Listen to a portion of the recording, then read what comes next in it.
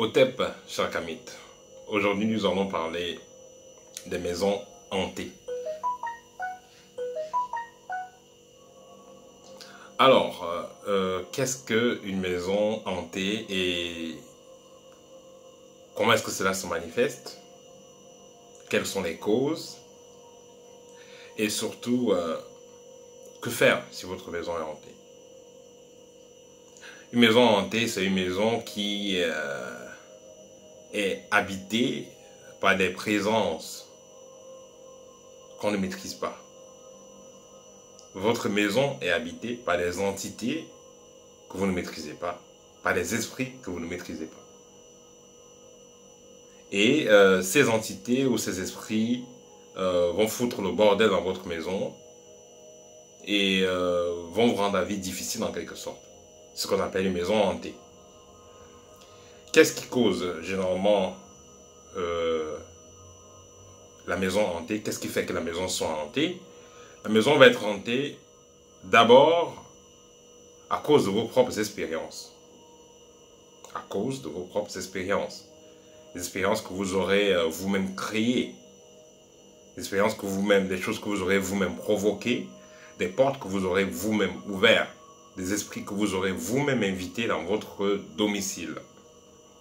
Comment cela se passe généralement? Vous allez faire des rituels, vous allez invoquer des esprits, vous êtes dans une loge, dans une école mystique, entre guillemets, et on vous donne des rituels à faire. Vous savez, dans beaucoup d'écoles initiatiques, on vous donne toujours des rituels en fonction de votre degré d'initiation. Et si l'école n'est pas à caractère mathique, si ce n'est pas une école où on entre en contact avec des forces mathiques, des forces d'équilibre, des esprits évolués, alors vous allez plutôt inviter donc à votre environnement, vous allez inviter des esprits involués, des esprits pervers qui seront là donc pour prendre contrôle de votre environnement, vous faire perdre de l'énergie, vous faire avoir perte de confiance en soi. Bref, ça va vous plonger dans des basses vibrations et vous serez constamment dans le doute de soi, perte d'énergie, maladie, ainsi de suite.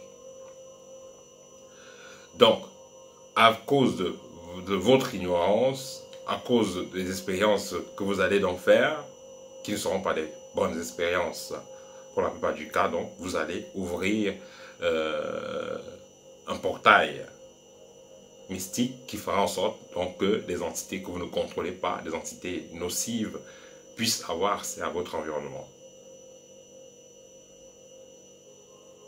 Et comme je l'ai dit, cela pourra être fait pendant des rituels qui vous seront demandés de faire dans votre loge. Cela peut aussi être fait juste en voyant des rituels sur Internet. Il y a des rituels sur Internet. Hein, on va dire, bon, voici comment consacrer son temple, appeler tel esprit, appeler telle divinité, appeler tel ceci pendant une semaine et puis vous allez voir l'entité ou l'esprit va faire ci. Voilà, ça c'est le moyen par excellence pour hanter son environnement. Parce que là, ceux qui vous donnent des rituels sur le net, ils ne sont pas garants de vous. Ils n'ont rien à foutre, ce qui va vous arriver, ben, tant pis, chacun va lancer ce qu'il lance. Il y a des gens qui sont habités par des entités sous-évoluées, qu'on peut appeler des entités infernales. Et c'est là où vont vous donner, bon voilà, invoquer tel esprit va vous protéger, invoquer telle divinité elle va vous faire ceci. Vous allez le faire dans votre maison, vous allez utiliser des signatures ou des couleurs adaptées à ce génie-là. Mais après, vous allez vous retrouver dans des problèmes avec une maison hantée. Justement, c'est vous-même qui aurez invité cet esprit dans votre maison. Il y a des milliers de rituels qui sont sur Internet. Appelez tel esprit qui va vous protéger. Protéger votre maison, appelez tel génie. Il y a des milliers de livres où on parle des rituels de protection de maison, protection de ceci, par tel esprit, par tel archange, par tel ceci. Ça, c'est des moyens par excellence pour hanter son environnement. Parce que vous allez, ceux qui ont fait ces livres, ceux qui ont fait ceux qui partagent ces rituels sur le net, ils ne sont pas garants de vous. C'est pourquoi l'une des bonnes options, c'est d'être dans une école. Parce que quand vous êtes dans une école, tout est contrôlé. Mais toujours, il faudra que ce soit une école qui soit connectée à une fréquence mathique. Que ce soit une école libre, une école pas une école où en réalité c'est de la pseudo-liberté, où vous êtes lié à des entités, où vous êtes contrôlé, tout ça. Non. Si vous êtes dans une école à caractère libre, réellement libre, qui vous permet de travailler, qui vous encourage à travailler avec vos propres capacités, à vous connecter à la nature, à faire vos travaux sans être dépendant d'un égrégore quelconque, dans ce cas, c'est super. Mais la plupart des rituels qui sont proposés donc par, que ce soit sur le net, que ce soit par des livres, par certains livres, soi-disant appeler tel esprit de protection et tout ça, c'est la voie par excellence pour hanter votre maison. Même si l'entité qu'on vous demande d'appeler c'est une entité positive, en venant, il y a des passages qui sont ouverts. Et l'entité négative peut venir par ces passages-là. Donc, à invoquer les esprits, faire appel à des présences et tout, c'est quelque chose d'assez délicat. Il faut vraiment du suivi pour faire cela, pour ne pas faire plutôt l'inverse. Vous avez voulu protéger votre maison, protéger votre environnement, mais parce que vous n'avez pas compris le fonctionnement des choses, vous avez plutôt invoqué des esprits négatifs. Même si vous avez invoqué des esprits positifs, le négatif a profité parce que la porte était ouverte, vous n'avez pas bien fermé la porte. Parce que quand on fait des appels, il faut comprendre qu'on ouvre toujours les portes. Et quand la porte est ouverte, il faut aussi la fermer. Normalement, si on ne la ferme pas, alors l'entité négative ou perverse va profiter pour entrer et venir vous emmerder par la suite. Donc ça, c'est la première forme que les gens utilisent pour hanter la maison, ou alors le premier type de cas où les maisons se trouvent hantées par la suite. Le deuxième type de cas, ça veut dire que vous avez juste simplement acheté une maison qui a appartenu à quelqu'un qui était dans une loge ou à un mystique qui faisait des rituels assez particuliers ou assez compliqués dans son environnement. Il y a ce qu'on appelle des mémoires énergétiques. Et plus la personne va donc travailler dans un environnement, plus cet environnement sera imprégné de l'énergie de son égrégore, sera imprégné des entités ou des esprits avec lesquels cette personne travaille. Ce qui fait que vous qui allez aller comme un aveugle, comme quelqu'un qui est sourd-muet, bref, vous qui êtes non initié, qui allez donc prendre possession de cette maison, qui allez donc habiter dans cette maison, ou acheter cette maison, il va falloir faire des purifications dans cette maison. Sinon, si c'était un messie qui était dans la maison, s'il utilisait des forces qui n'étaient pas très correctes, vous allez vous retrouver donc également avec une maison hantée. Et vous aurez des présences, vous allez entendre des bruits, il y aura des phénomènes bizarres dans la maison. Justement, la maison a été hantée par le prédécesseur, celui qui était avant. Peut-être pour lui, c'était positif, mais pour vous, ça sera négatif parce que vous ne connaissez pas ces entités. Et il a quitté cette maison, il a vendu cette maison. Peut-être qu'il n'a pas déprogrammé, n'a pas déchargé cette maison. Parce que normalement, si vous êtes mystique, si vous avez fait des rituels de portail et tout ça, dans votre environnement où vous entrez en contact avec des entités, il faut commencer par, si vous êtes un mystique, il faut décharger la maison avant de déménager. Mais il y en a qui le déchargent par la maison. Peut-être qu'ils ne savent pas comment faire tout, ils déchargent par la maison. Et le prochain propriétaire se retrouve dans des problèmes. C'est comme vous allez voir, il y a des maisons, on achète, le lendemain on vend, on achète, après un mois on vend, on achète, après des semaines on vend. On est toujours en train de vendre la maison. Justement parce que les gens n'arrivent pas à gérer ce qu'il y a là comme entité. Ils n'arrivent pas à gérer ce qu'il y a dans ces maisons comme présence. Alors, comment savoir si une maison est hantée? Les maisons qui sont hantées, il faut comprendre qu'il y a degré d'hantise. Il y a le degré d'hantise. Je vais classifier ça de deux façons. Je vais dire qu'il y a deux degrés. Premier degré d'hantise, ça veut dire qu'il n'y a pas de phénomène physique. Premier degré, ça veut dire que dans une maison, les gens peut-être seront toujours malades. Vous êtes toujours malade quand vous êtes dans la maison de tonton ou de monsieur tel. Vous avez toujours des couches de nuit dans telle maison. Vous avez toujours des repas de nuit. Et surtout, vous avez toujours la poisse. Tant que vous habitez chez votre tonton tel ou chez tata tel, il y a toujours la poisse. Vous ne passez pas vos examens. Tout est bloqué dans votre vie. Mais quand vous allez ailleurs, vous réussissez à l'examen, vous êtes en santé, vous dormez bien. Mais ça veut dire qu'il y a quelque chose. Il doit y avoir des présences dans cette maison, il doit y avoir une énergie, une mémoire qui interfère négativement avec votre taux vibratoire et qui ne mettent pas à l'aise vos guides, vos anges, ceux qui sont avec vous, dans l'invisible, ceux qui sont de votre côté. Donc ils ne supportent pas ça, ils ne sont pas à l'aise dans cet environnement, ce qui fait que vous aurez des blocages. Vous serez abandonné à vous-même parce qu'ils ne seront pas chauds d'aller rester dans un endroit pareil. Et on va constater ça dans la maison de beaucoup de personnes qui sont hautement initiées, mais à des choses qui ne sont pas matiques. Vous allez constater ça. Quand les gens vont chez eux, ils ne dorment pas bien, ils rêvent bizarre. Je suis que ceux qui m'entendent, là, vous qui suivez la vidéo, vous aurez une idée. Donc il y a des gens, vous allez chez eux, vous avez dû les couches de nuit, vous mangez toujours dans la nuit, vous êtes toujours fatigué, la poisse vous poursuit. Vous ne pouvez pas réussir un examen tant que vous êtes chez monsieur X ou Y, parce que justement, la maison est hantée. Là, c'est hanté, on va dire, au premier niveau. Le deuxième niveau d'hantise, ça veut dire que carrément, vous êtes dans une maison, parfois les portes se ferment bizarrement, parfois changement de température bizarre, il fait trop froid, il fait trop chaud. Bon, généralement c'est le froid. Voilà, il fait trop froid, les odeurs bizarres, tout est propre, mais il y a une odeur bizarre dans la maison. Vous entendez des voix, vous faites agresser, constamment vous êtes paralysé sur le lit, vous sentez on vous touche, et voilà, on vous touche dans le lit, vous êtes paralysé, vous entendez des voix, les choses qui bougent seules, dans les maisons qui sont hantées au premier degré. Donc ça veut dire que là c'est, vous pouvez inverser, vous pouvez compter ça comme le deuxième degré, le premier degré là où c'est plus bas, et vous pouvez comprendre ça comme ça, premier degré où c'est plus haut et le deuxième degré où c'est plus bas. Voilà, donc ça c'est les deux possibilités dont on parle de maisons hantées, dans les deux manifestations que l'on va constater dans les maisons hantées. Alors, que faire si vous êtes dans une maison hantée? Mais déjà, j'aimerais dire, si vous achetez une maison hantée, si vous voulez acheter une maison hantée pour moi, il est mieux d'entrer en contact avec un initié qui va venir scanner à votre place, si vous n'êtes pas initié, qui viendra scanner les énergies de la maison.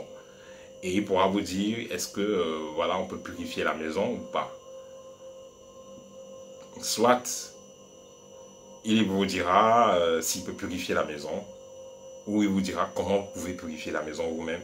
Mais si il constate que les énergies sont fortes, qu'il ne peut pas, mais il faudra qu'il vous dise que voilà, il ne peut pas. Il faudra, bref, il faudra scanner la maison avant de l'acheter. Vous n'allez pas juste regarder une maison sur internet, vous l'achetez, non. Il faudra scanner la maison avant de l'acheter. Parce que vous pouvez acheter une maison et après ça vous dépasse. Vous n'arrivez pas à dormir et par la suite vous n'arrivez même pas à vendre tellement il y a des énergies négatives dans cette maison.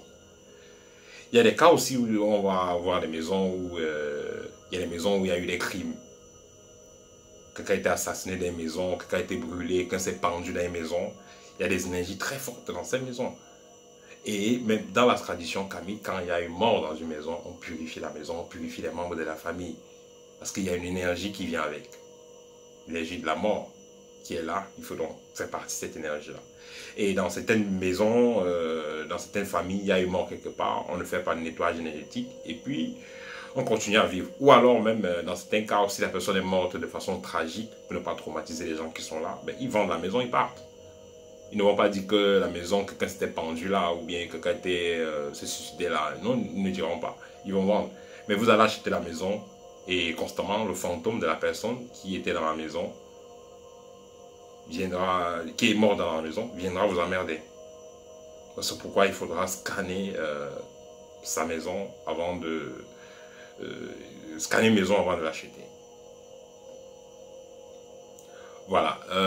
Que faire donc si votre maison est hantée? Ben, si votre maison est hantée, vous pouvez utiliser des moyens de bord, comme j'ai dit dans l'une des anciennes de mes anciennes vidéos. J'avais parlé de la purification personnelle, d'une purification que vous pouvez faire vous-même, donc avec l'encens au Liban, avec du petit piment rouge. Voilà, j'ai parlé de cette méthode de purification que vous pouvez faire. Elle est impeccable pour purifier la maison, mais toujours est-il que ça dépend du degré d'hantise.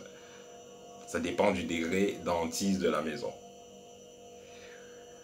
Et si vous essayez la purification, après les effets nocifs continuent, contactez l'école. Nous avons des personnes assez initiées un peu partout, disons, qui seront capables de venir en présentiel vous aider. Mais au cas où vous avez donc fait la purification et puis les résultats ne sont pas là, ça ne vaut pas la peine d'insister. Essayez de contacter un initié qui va vous aider à dégager cette entité négative. Parce que au cas où vous voulez persister, vous pouvez amplifier les choses. Parce que il faudra comprendre que les entités qui sont là ne veulent pas partir. Elles ne seront pas fières de partir. Donc il faudra donc utiliser des techniques assez avancées pour les faire partir de force. Pour arranger les choses pour qu'elles partent et elles ne reviennent plus. Parce que si vous ne le faites pas, ces présences-là vont vraiment vous pourrir la vie. Et je pense que ce n'est pas un secret pour vous. Je pense que tout le monde le sait. Il y a des maisons qui sont carrément abandonnées parce que justement, physiquement, avec les moyens scientifiques et tout, on a vu que ces maisons sont hantées, il y a des présences et les gens ont abandonné parce qu'ils n'arrivaient pas à faire partie de ces présences-là. Parce que certains fantômes qui vont être dans les maisons, eux, d'autres ne sauront même pas qu'ils sont morts. Ou alors d'autres se seront dit, bon, ils sont morts, il n'y a pas de souci, mais c'est la maison. Ils continuent à habiter, ils continuent à faire ce qu'ils veulent. Au lieu d'aller dans la lumière, au lieu d'aller dans d'autres plans, ces entités-là, disons ces personnes-là, ces âmes, vont continuer à rester dans ces environnements-là, dans ces maisons-là. Et ne vont pas aller nulle part, ils vont rester là. Quand vous allez vouloir les chasser, pendant les semaines de purification, elles ne seront pas là. Mais après, quand toute cette énergie-là qui les chassait est partie, mais ces entités reviennent encore. Ces âmes reviennent encore en occupation. Donc, ce qui fait que ça devient compliqué. D'où il faut faire appel à un spécialiste. Voilà. Voilà, ça c'était mon petit partage aujourd'hui avec vous en ce qui concerne les maisons hantées. Donc, comment est-ce que cela commence? Qu'est-ce qui crée dans cela? Comment est-ce que cela se manifeste? Quand une maison est hantée, qu'est-ce qui se passe? Et qu'est-ce que vous pouvez faire pour ne pas tomber dans des cas pareils, pour ne pas tomber dans les cas de maisons hantées? Et aussi pour finir, si il arrive que vous voulez donc acheter une maison n'étant pas initié, ce que je vais vous dire, c'est juste que avant d'aller visiter le coin, la maison en question, prenez juste un bon bain. Prenez un bon bain, tiède ou froid, si possible. Vous habillez assez légèrement avec des vêtements naturels. Et vous allez dans la maison en question. Vous allez visiter la maison en question.